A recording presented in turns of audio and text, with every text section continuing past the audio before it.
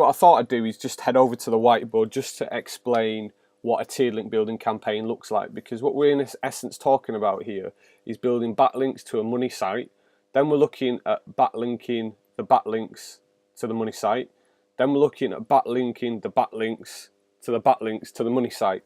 And as you can see, that is really confusing. So if this is a new concept here, I like to learn things by seeing it drawn out on a whiteboard, because that just helps me understand. So I'm hoping that this will help you understand exactly how a tiered link building works. So as we can see here, we've got this money site here. This isn't my domain name. I have checked that the domain name is registered to somebody, so you can't cheekily just go off and get that domain name. It is registered, but there's no site on it at the moment in terms of one that anybody's looking to rank or promote. It's just got a holding page on it. So I'm quite happy about using this here just to explain exactly how tiered link building works. The first area I really want to cover here is PBNs. Now, a PBN is typically a website that is owned and managed by the person that owns the money site. That's not always the case. In some instances, you can go out and you can rent links from PBNs. You can buy articles and have people put them onto their PBN sites. You can get some PBN vendors will provide you with the articles and the content and put that on for you. And what they'll do then is they'll backlink it to the money site. However you're going to approach this particular strategy, whether or not you're going to create your own PBNs by scraping some expired domain names, by going on things like expireddomains.net, GoDaddy auctions, those types of site, this is probably the key area of this overall strategy, because this is where the most of the power in order to rank these web pages is going to come from. These domain names here, we're looking to get links off them because there is a whole network of sites behind these domain names. You know, typically when you register a domain name for the first time, there's no links going to that site. But what you're looking for here with these PBNs is these expired domain names that once had a website on them, that the website has now lapsed, but all the links are still active and all the links are still pointing to the old domain name. So what you're looking to do is go and buy the domain name because it's now available, build a new website on that, and then build links from this PBN back to your money site. But again, that's up to you whether or not you want to get into the complexity of building out PBNs, and that may be something that I cover in a training course later on. I'll maybe include it as part of this training series, is how you go about building PBNs. But it's quite a complex subject. It can be quite dangerous as well if you don't know what you're doing, because you can lead to getting your money site de-indexed. So for now, I will just leave PBNs there, and we'll probably cover it off on another course. Alongside your PBNs, we're looking at some Web 2s. Those are things like Tumblrs, those are things like Wix.com, those are things like Weebly's, Blogger.coms. What we're looking for is these open blogging platforms that people are using all the time to build out their own sites. Even companies are using them. You get quite a lot of big branded names on using them. There's also WordPress.com. That's another popular open blogging platform. And the real difference really between these blogging platforms and say your PBNs is, if I wanted to go out and get a PBN, I'd maybe find an expired domain name like campingboots.com, and that would be my domain name that I would register, that would be on my own hosting, and I would be in full control of that. These Web 2s are typically, if these were kind of campinggear.com, what we'd look for here on a Web 2 is something like campinggear.tumblr.com, or campinggear.wordpress.com, or campinggear.blogger.com. There's all different kind of variations, but the point of these are a lot of the domain names like wordpress.com, like blogger.com, like wix.com, they're very, very high authority domain names. And so what typically people would do is build out a small network here of sites, again, that they control and manage, much like the PBNs, and look to backlink from those Web 2s to their money sites.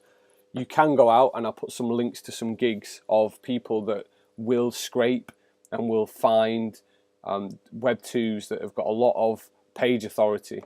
And again, not kind of going into the metrics of those in this particular tutorial, but what they'll find is that a lot of these expired Tumblrs, a lot of these expired Blogger accounts, you can treat them pretty much in the same way as you do PBNs, whereby you can put another site that is on these Web 2s and link those back to your money sites. Then we've got our social shares, so your Facebook, your Twitters, LinkedIn, looking to get content from your money sites shared onto these platforms, or some of them kind of have mini blogging platforms. So LinkedIn, for example, you can write an article on LinkedIn and link that back to your money site. Press releases. Press releases are quite interesting.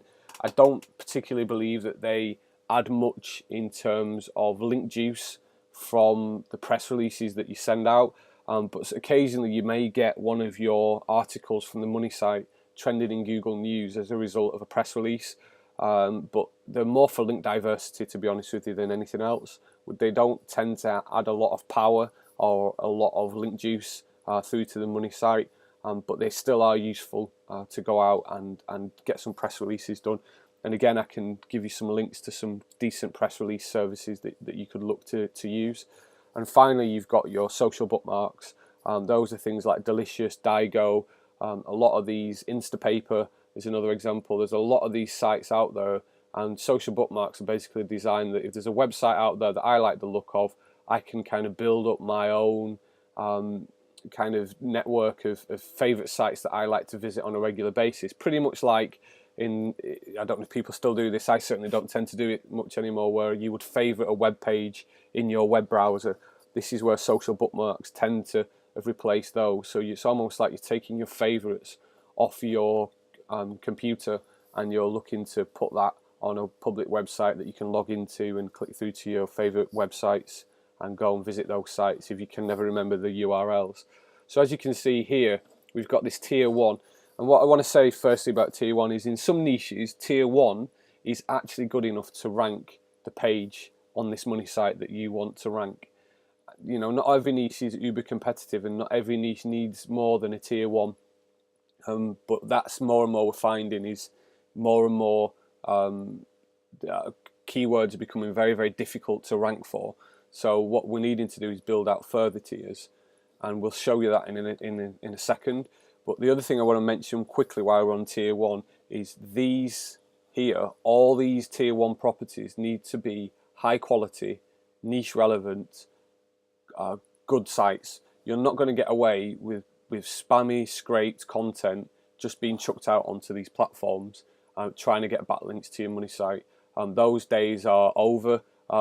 Some would argue, and I agree with it actually, is that the quality of your PBNs needs to be about 90% as good as what the money site is. Same with these Web 2s. You're really now not going to get away with just chucking any old crap onto some of these platforms and hoping that these money sites are going to rank. So that, though, if you've done tier 1 well, may be enough to rank your money site. In some instances, what we're then going to need to do is build out a second tier. And as you can see straight away, this is getting quite complicated, because what we're looking to do at tier 2 is we're looking to strengthen the PBNs. So we're looking to maybe build out some additional Web 2s. In the same way that these have been built, we'll be looking to build these here, maybe get some blog comments, maybe some of the social bookmarks that are over here. We'd start to build some of those to our PBNs and get some press releases that are here back to the PBNs. And again, what you're seeing here is this PBN network of sites is being very much treated the same way that the money sites are trying to be treated. So there's really no difference between the way that we approach this website to the way that we approach the money site, because it has to be high quality. I can't stress that enough. Again, our Web 2s, these are almost mini replicas of our PBNs, but they're just on these public blogging platforms. So again, what we may do is look to build some Web 2s to the Web 2s. So with Tumblr, for example, one of the things you can do is a reblog. So whenever some content's posted on here, this website would reblog what that has posted. Maybe we're looking to syndicate some of the content from here onto these different platforms if possible. We're looking for some wiki backlinks, again, blog comments, and some social shares. So again, you're seeing that these Web 2s, this tier 1, we're putting virtually 90% of the work into these Web 2s and these PBNs as we would be into the money sites. You've noticed here that I've not done anything around the social shares, and there's a lot of kind of talk around this in the SEO community, but my opinion really is that it looks quite spammy. You know, if I've shared something on Facebook, the chances are that somebody will share that from within their own Facebook account. So the sharing tends to happen within the Facebook platform itself. That's kind of natural to me. That's how it looks. In the same way, when you tweet something, whilst I may tweet an article from here onto Twitter, what I'm looking to do is that would get retweeted around Twitter. I don't know how natural it looks that if you start building backlinks to those tweets and backlinks to those Facebook shares, how natural that actually looks, because people don't do that in the real world. People tend to tweet, they'll tend to retweet, they'll tend to share on Facebook, Instagram, Pinterest. They tend to all do that within the social platform that they're on. So whilst you need social, where we look to build some social shares into the money sites, from here again we're looking to build some social shares to the Web 2s. We wouldn't necessarily look to build any links to these social shares. Then we've got press releases. I talked about those, but again we build out some more Web 2s, some social bookmarks and some wikis again. And this here doesn't have to be exactly each of one of those into each of these different tier 1 properties. Tier 2, we can start to mix it up a bit. We can start to put some variety. So, you know, for the Pbms, for example, what we may do is look to build some wikis to those Pbms. We may look to build some social shares to those Pbms. It's all about variety here. And when you start to pull out, go further out from tier 1 and you pull out into tier 2, what you're looking for really is more and more variety. So if you've got a few money sites that you're trying to push, try and vary this up here a little bit, so we're getting variety across the whole of our tier 1. But what I will say about tier 2 is that the further you get away from the money site, the more risky we can get. So some of these Web 2s here that we're looking to build out wouldn't necessarily be particularly great content. Maybe we'd get a content spinner and we'd spin some relevant articles and we'd put these into tier 2 and backlink those to the Pbms and backlink those to these Web 2s here. And there are some good spinners that are out there. Again, it kind of reads a bit, doesn't quite read right, and it isn't quite grammatically correct in some instances, but it's good enough. And what we're not looking to do here is necessarily replicate the quality of the content at tier 1 onto these tier 2 platforms, because you'll just end up killing yourself trying to get content for here, content for here, and content for here that is all the same standard. It's perfectly safe to start to build out a lot more spammy content as you hit tier 2. And also as well, one of the options we've got is we can start to look at syndicated content out at tier 2. We can start to look at doing what's called content mashups, and again I'll go more into those in a further tutorial at a later date. But for now I think it's just worth saying that tier 2 we can be a little bit more risky because we've got this protected layer of tier 1 in front of our money site. So again, in some instances what that will be good enough to do is, as we build out tier 2, some of the juice, although it won't be necessarily all that powerful, but it is some, will pass through to the Pbms. These will get powered up slightly, which then passes the juice through to the money site. Same with these Web 2s. So what we're looking to do here is just overall boost the power of these Pbms, these Web 2s and these press releases. And what we're looking for as well is, whilst some press release sites as well, they've got some do follow links because that's what we're looking for.